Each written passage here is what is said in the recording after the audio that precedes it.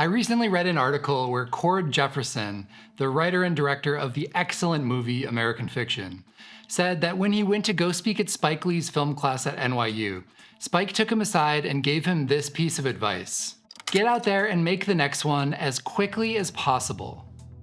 If you're a first-time filmmaker, this is by far the best advice that you can get. Anytime that I talk to a director that's working on or has just finished their first film, this is the first thing I tell them. Go out and make your next film as soon as humanly possible. There is one graph that illustrates why this is so important. It shows the enormous drop-off of first-time screenwriters, with 66% of them never writing a second movie. Granted, this graph is about writers, but I bet that the data points track pretty closely with directors.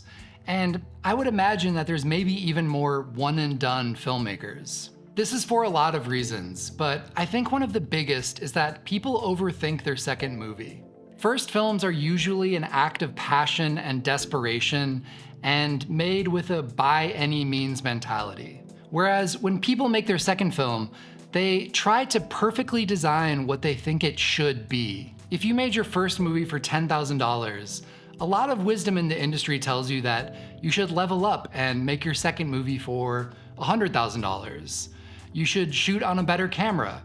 You should cast bigger actors. All these shoulds that you didn't spend any time worrying about the first time. But I'm willing to bet that it was a struggle to scrape together whatever the budget was for your first movie. And usually, it's not any easier the second time around. So if you set out to 10x the difficulty of what you're trying to achieve, you're either gonna be dead in the water, or it's gonna take you years to get your film off the ground. Instead, make a movie for the same budget, or even better, a smaller budget than your first one. You'll have learned so much about filmmaking from your first time around, and you'll already be in the proper frame of mind, meaning that you'll be used to being stressed, exhausted, and broke. And instead of letting your hair down and getting back to normal life, which, trust me, will seem extremely tempting, you should just push through and make something else ASAP. Making two feature films close together at whatever scale will garner a lot more attention than waiting 5, 6, 7 years to potentially make a bigger second movie. Everyone will have forgotten about your first movie, and it will essentially be like you're starting from scratch again. Inertia is a very real thing. It's much easier to push a car when it's already rolling than to start pushing it from a dead stop. I fell victim to this very thing.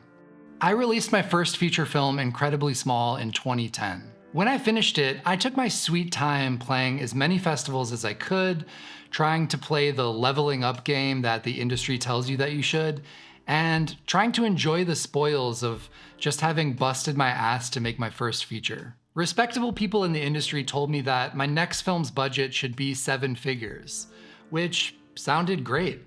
Who doesn't want to make $1 million movie? The only problem was I had literally no idea how to raise that much money, but it's what I felt like I should do. So when you look at my IMDb, you see that it took me 7 years to make my sophomore film.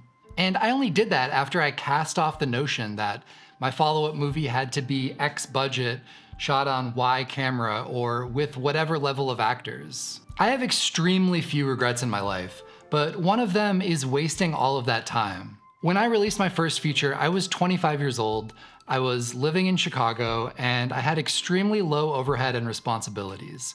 My rent was $325, and so I should have just rolled into making another extremely low budget feature, and then another one after that, and then another one after that. Every year that you get older, it becomes harder and harder to do this.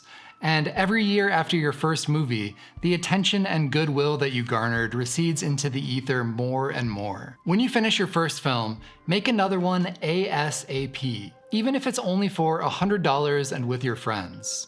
Consistency and sticking around in the industry always wins the day.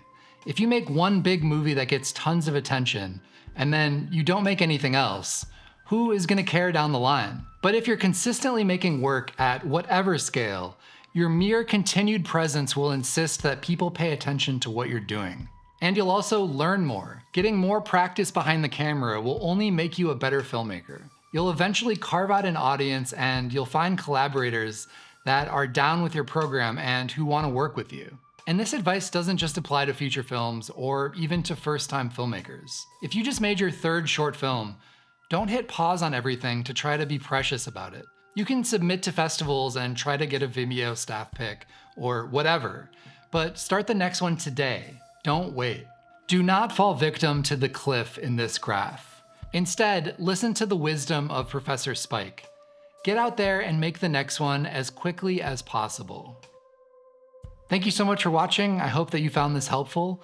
If you want to see more videos like this in the future, make sure to hit subscribe, and I'll see you in the next one.